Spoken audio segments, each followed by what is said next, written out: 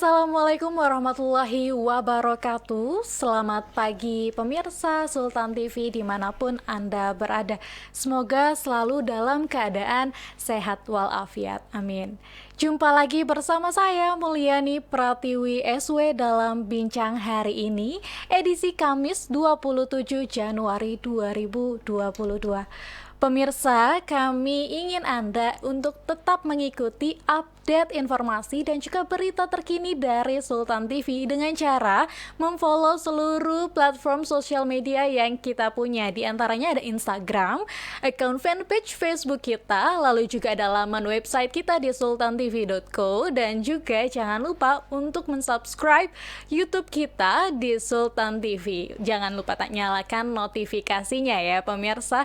Dan pemirsa, kami juga ingin memberitahukan bahwasanya saat ini siaran dari Sultan TV sudah dapat Anda nikmati. Anda dapat menonton Sultan TV melalui TV satelit Ninmedia melalui channel 026.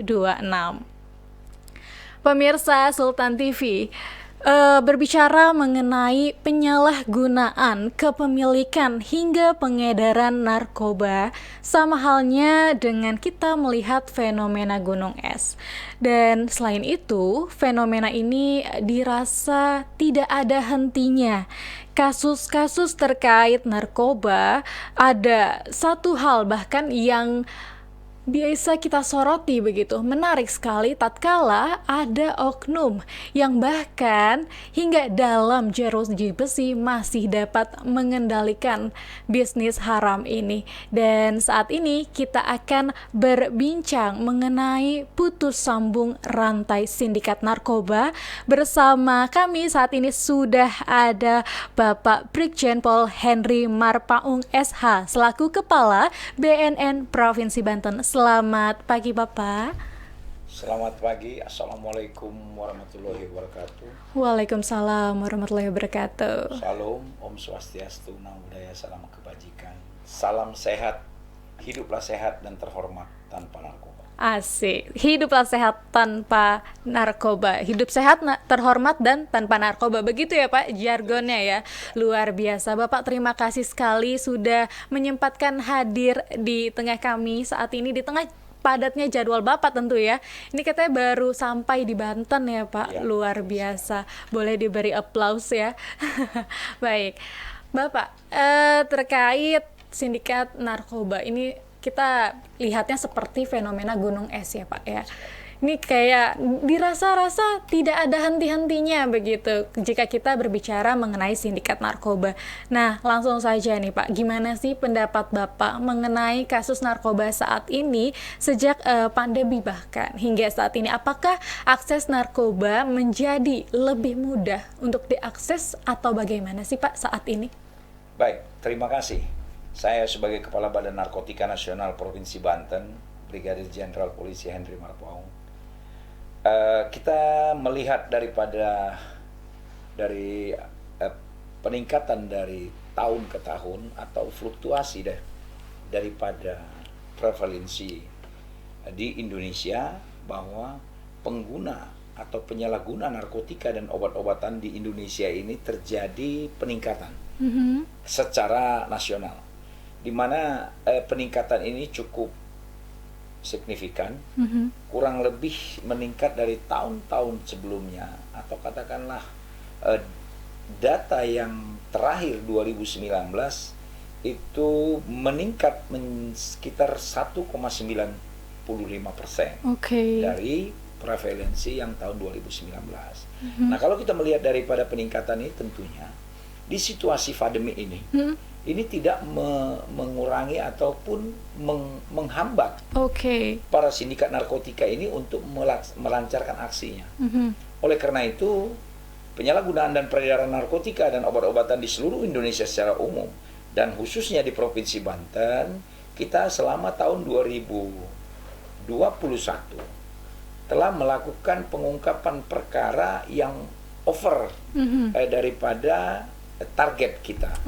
Target kami dalam setahun itu sekitar 12 target yang kita tentukan. Ternyata kita sudah over sampai 14 atau 15 target yang kita capai. Jadi over sekitar 25%. Wow. 25% terjadi pengungkapan itu. Nah, kalau kita melihat dari hasil pengungkapan ini, bahwa peredaran ini tidak terpengaruh dengan situasi Apapun, pandemi ini khususnya ya. apapun tidak terpengaruh. Baik. Nah, ini saya pikir ada hubungan ataupun hubungan kausalnya terkait dengan sebab akibatnya. Kenapa tidak ada perubahan? Kenapa justru meningkat?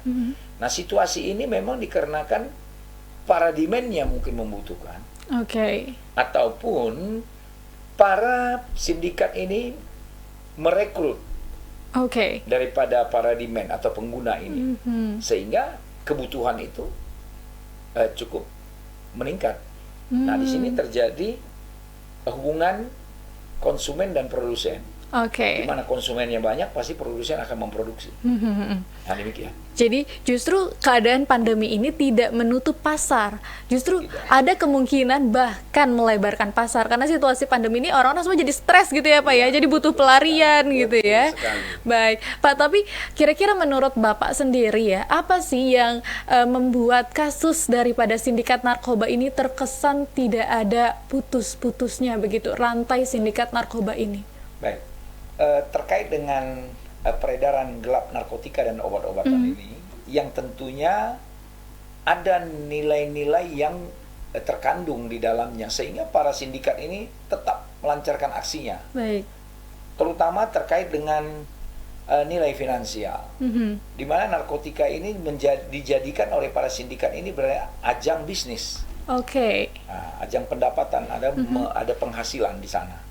Nah, tetapi para sindikat ini tidak pernah berpikir dampak daripada penyeludupan ataupun perdagangan yang mereka lakukan terhadap bangsa ini. Oleh karena itu, Badan Narkotika Nasional Indonesia, Republik Indonesia, melakukan langkah-langkah Oke. untuk menekan para demand dan menghambat daripada para sindikat. Oke, nah boleh di-share gak sih Pak? Boleh dijelaskan gak upaya-upaya apa saja sih yang kawan-kawan BNN lakukan untuk menekan angka itu? Baik, ada langkah pertama kita lakukan langkah preemptif, Oke. langkah preventif, dan langkah represif. Ini langkah represif adalah langkah terakhir Oke. yang harus kita lakukan dengan cara melakukan penegakan hukum secara tegas dan terukur. Baik. Nah, langkah pertama yaitu preemptif. Preemptif ini adalah kita melakukan kegiatan Oke. yang sudah diprogramkan dari BNN RI sampai ke tingkat BNN Kabupaten. Jadi BNN RI membuatkan rencana kegiatan, yaitu strategi kegiatan. Oke. Kemudian kami membreakdown itu dari provinsi, dan kami membreakdown lagi ke BNK Kabupaten untuk bersama-sama melakukan aksi preventif ini. Preemptif ini. Preemptif ini adalah langkah yang pertama kita lakukan adalah bagaimana kita mengedukasi Baik. masyarakat dari setiap lingkungan, dari setiap lapisan masyarakat ataupun komunitas masyarakat, sehingga kita memberikan pemahaman terhadap masyarakat apa bahaya dampak narkotika ini. Oke. Nah, oleh karena itu kita melakukan kegiatan-kegiatan seperti contohnya kita sudah lakukan kegiatan talk show Oke. ke media-media. Kita melakukan go to school. Go to school. Kita menyambangi sekolah-sekolah dan memberikan pemahaman kepada setiap siswa yang ada di sekolah itu terkait bahaya narkotika dan obat-obatan. Kita juga melakukan go to kampus. Go to kampus. Kita Oke. juga melakukan sosialisasi dan kepada kampus untuk mengedukasi para mahasiswa dan mahasiswi terkait dengan penyalahgunaan narkotika dan obat-obatan. Kita juga melakukan go to market. Oke, go to market, menarik. Pasar ya? Kita melakukan ini juga kepada pasar-pasar di mana ada kelompok-kelompok masyarakat yang berkumpul, masyarakat yang bisa kita edukasi untuk masyarakat secara individu memahami apa dampak narkotika itu. Artinya semua lapisan Semua dirangkul lapisan ya? kita lakukan, termasuk lembaga swadaya masyarakat, Baik. lembaga-lembaga kepemudaan, KNPI dan segala macam AMPI kita lakukan. Luar Untuk biasa. apa? Sehingga untuk melakukan edukasi sehingga setiap individu, ya setiap individu memahami bahaya narkotika dan obat-obatan itu, dan kita berharap juga kepada setiap individu membangun komitmen. Oke. Ada satu komitmen yang saya bangun. Setiap saya melakukan edukasi, saya membangun komitmen kepada setiap individu. Apa Agar itu? semua individu melakukan komitmen itu. Apa itu Pak? Boleh dibagi ke pemirsa di rumah ini? Komitmennya adalah bagaimana kita menolak terhadap narkoba. Oke. Dan tentunya kita memberi pemahaman dampak buruk narkoba. Sehingga setiap individu merasakan dampak buruk itu. Oke. Maka individu itu akan terbangun imun pada dirinya untuk mengatakan tidak terhadap narkoba. Oke. Nah, narkoba ini tidak bermanfaat bagi kehidupan manusia. Tapi dalam satu sisi, narkotika dan obat-obatan ini ada juga yang digunakan untuk kesehatan dan penelitian. Oke. Tapi itu persentasenya sangat kecil. Dan itu melalui resep dokter juga, Betul begitu sekali. ya? Itu diawasi oleh ahlinya. Betul. Dan itu diatur di dalam Undang-Undang 35 tahun 2009. Oke. Terkait dengan penyalahgunaan dan penggunaan narkotika secara legal. Itu dilindungi oleh undang-undang. Baik. Itu tindakan preemptif kita. Kemudian kita melakukan tindakan preventif. Oke. Tindakan preventif yang kita lakukan ini adalah kita melakukan pengawasan terhadap wilayah-wilayah yang sudah kita lakukan mapping, di mana wilayah itu berpotensi Oke. terjadinya peredaran dan penyalahgunaan narkotika dan obat-obatan. Contohnya, salah satunya di tempat-tempat entertain, hiburan, diskotik, karaoke, itu kita lakukan pengawasan.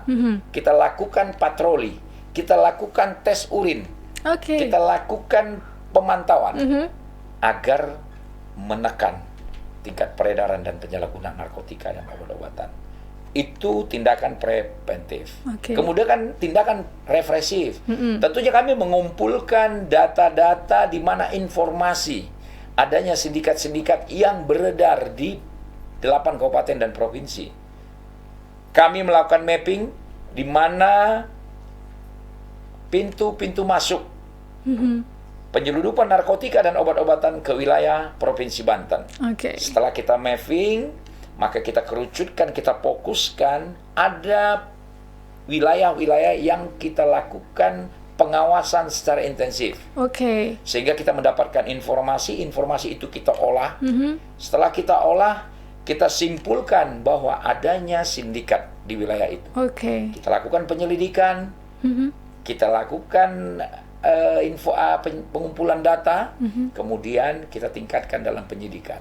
Oke. Kita lakukan undercover buy dengan Oke. teknik-teknik kepolisian, teknik-teknik Badan Narkotika Nasional. Itu ada beberapa teknik yang kita lakukan sehingga kita bisa mengungkap peredaran dan penyalahgunaan serta penyeludupan itu.